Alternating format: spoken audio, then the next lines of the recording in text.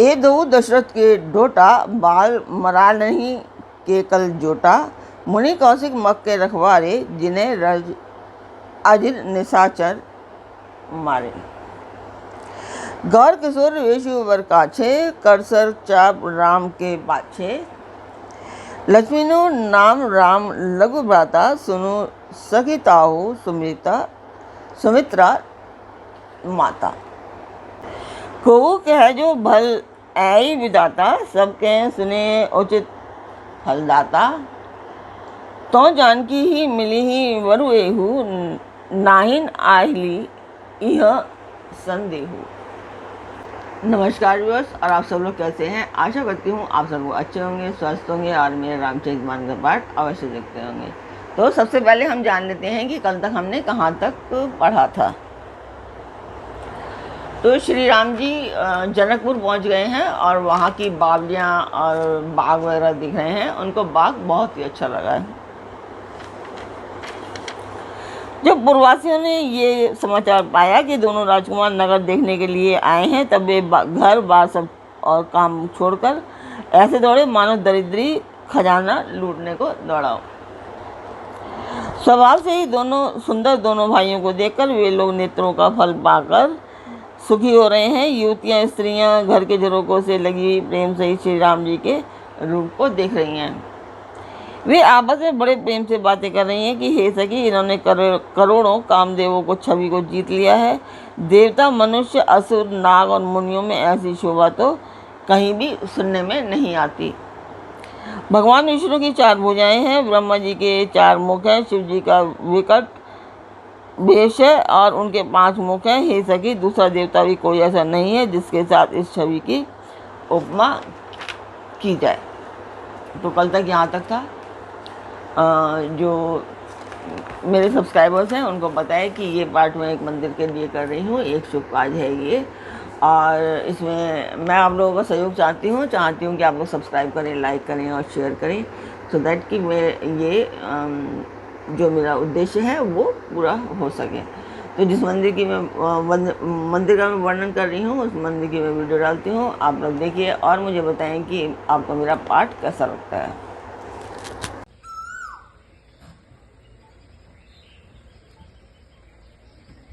तो मंदिर की वीडियो आपने देखी, आपको मेरा पाठ कैसा लगता है मुझे अवश्य बताएं।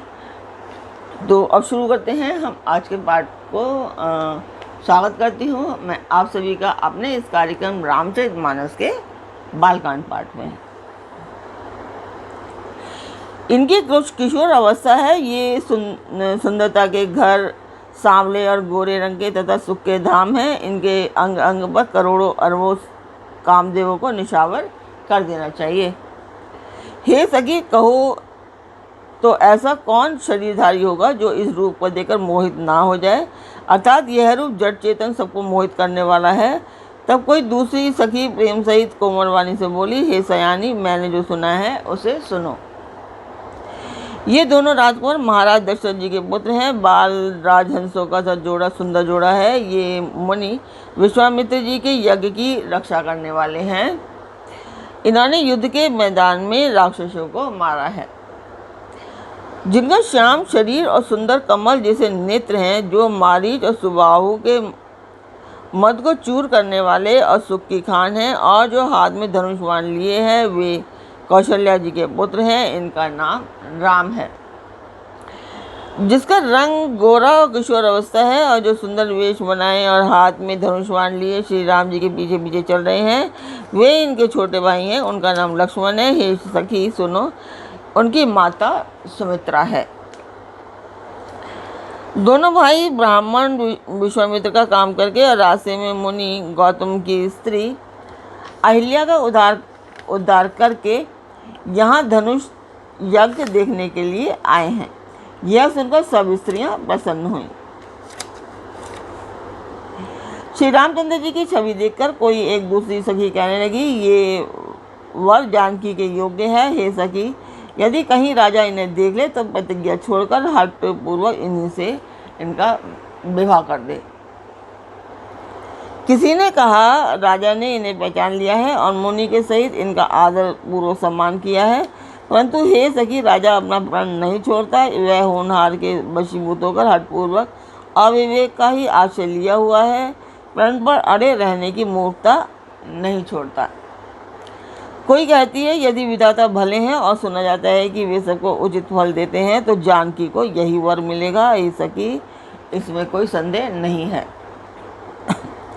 जो देवयोग से ऐसा संयोग बन जाए तो हम लोग कृतार्थ हो जाएं। हे सखी, मेरे तो इसी से इतनी अधिक आतुरता हो रही है कि इसी नाते कभी ये यहाँ भी आएंगे। नहीं तो विवाह ना हुआ तो हे सखी सुनो, हमको इनके दर्शन दुर्लभ हैं। यह संयोग तभी हो सकता है जब हमारे पूर्व जन्मों के बहुत पुण्य हो। दूसरे ने कहा, हे सखी, तुमने बहुत अच्छा कहा। इस विवाह से सभी का परम हित है। किसी ने कहा, शंकर जी का धनुष कठोर है और ये सामने राजकुमार कोमल शरीर बालक है। हे सयानी, सब असमंजसी है। यह सुनकर दूसरी सखी कोमल वाणी से कहने लगी, हे सखी, इनके संबंध में कोई ऐसा कहते हैं कि ये देखने में तो छोटे हैं, पर इनका प्रभाव बहुत बड़ा है।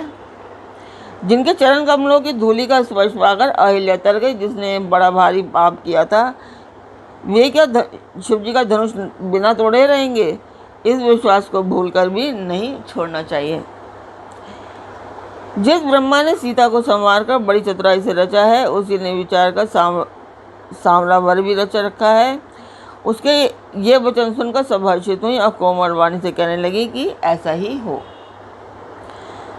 सुंदर मुख और सुंदर नेत्र वाली स्त्रियां समूह की समूह हृदय में हर्षित होकर फूल बरसा रही हैं। जहाँ तहाँ दोनों भाई जाते हैं, वहाँ परम आनंद छा जाता है। दोनों भाई नगर के पूर्व की ओर गए, जहाँ धनुष यज्ञ के लिए भूमि बनाई गई थी। बहुत लंबा चौड़ा सुंदर ढाला हुआ पक्का आंगन था, जिसमें सुंदर और निर्मल वेदी सजाई गई थी। चारों ओर सोने के बड़े बड़े मंच बने थे, जिस पर राजा लोग बैठेंगे। उनके विजय समीप भी चारों ओर दूसरे मंचों का मंडलाकार घेरा सुशोभित था। वह कुछ ऊंचा था और सब प्रकार से सुंदर था। जहाँ जाकर नगर के लोग बैठेंगे, उन्हीं के पास विशाल और सुंदर सफ़ेद मकान अनेक रंगों के बनाए गए हैं,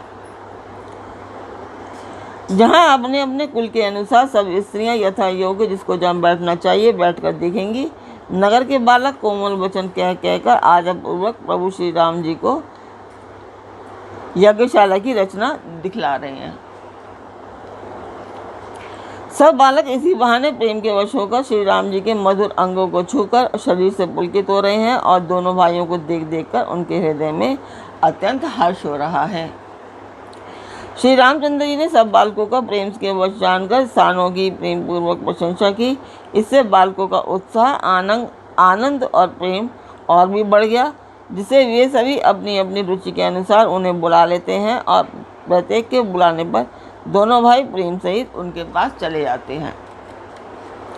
कोमल, मधुर और मनोहर वचन कहकर श्री राम जी अपने छोटे भाई लक्ष्मण को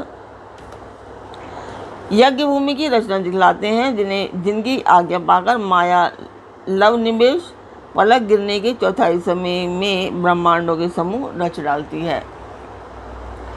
वही दीनों पर दया करने वाले श्री राम जी भक्ति के कारण धनुषी यज्ञशाला को चकित होकर आश्चर्य के साथ देख रहे हैं। इस प्रकार सब कौतुक विचित्र रचना देखकर वे गुरु के पास चले। देर हुई जानकर उनके मन में डर है।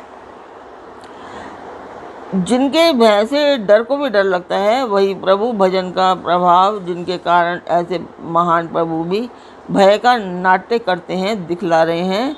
उन्होंने कोमल, मधुर और सुंदर बातें कहकर बालकों को जबरदस्ती विदा किया।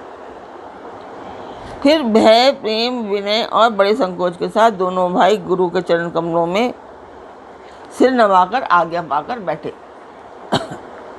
रात्रि का प्रवेश होते ही संध्या के समय मुनि ने आज्ञा दी। तब सबने संध्या वंदन किया। फिर प्राचीन कथाएं तथा इतिहास कहते कहते सुंदर रात्रि दोपहर बीत गए। तब श्रेष्ठ मुनि ने जाकर शयन किया। दोनों भाई उनके चरण दबाने लगे, जिनके चरण कमलों के दर्शन और स्पर्श के लिए वैराग्यवान पुरुष भी भांति भांति के जप और योग करते हैं। वे दोनों ही भाई मानव प्रेम से जीते हुए प्रेम पूर्वक गुरु के चरण कमलों को दबा रहे हैं। मुनि ने बार बार आज्ञा दी, तब श्री रघुनाथ जी ने जाकर शयन किया। श्री राम जी के चरणों को हृदय से लगाकर भय और प्रेम सहित परम सुख का अनुभव करते हुए लक्ष्मण जी उनको दबा रहे हैं। प्रभु श्री रामचंद्र जी ने बार बार कहा, हे तात अब सो जाओ। तब वे उन चरण कमलों को हृदय में धरकर लेट रहे हैं। रात बीतने पर मुर्गे का शब्द कानों से सुनकर लक्ष्मण जी उठे। जगत के स्वामी सुजान श्री रामचंद्र जी गुरु से पहले ही जाग गए थे। सब शौच क्रिया करके वे जाकर नहाए। फिर संध्या अग्निहोत्र आदि नित्य कर्म समाप्त करके उन्होंने मुनि को मस्तक नवाया। पूजा का समय जानकर गुरु की आज्ञा पाकर दोनों भाई फूल लेने चले गए। उन्होंने जाकर राजा का सुंदर बाग देखा, जहाँ बसंत ऋतु लुभा कर रह गई है। मन को लुभाने वाले अनेक वृक्ष लगे हैं। रंग बिरंगी उत्तम लताओं के मंडप छाए हुए हैं। नए पत्तों, फलों और फूलों से युक्त सुंदर वृक्ष अपनी संपत्ति से कल्प वृक्ष को भी लजा रहे हैं। पपीहे, कोयल, तोते, चकोर आदि पक्षी मीठी बोली बोल रहे हैं और मोर सुंदर नृत्य कर रहे हैं। तो आज का पाठ मैं यहीं पर पूर्ण करती हूँ। कल फिर मिलेंगे एक नए पाठ में, एक नई उमंग, एक नई तरंग के साथ। तब तक के लिए जय सिया राम, सियापति रामचंद्र जी की जय।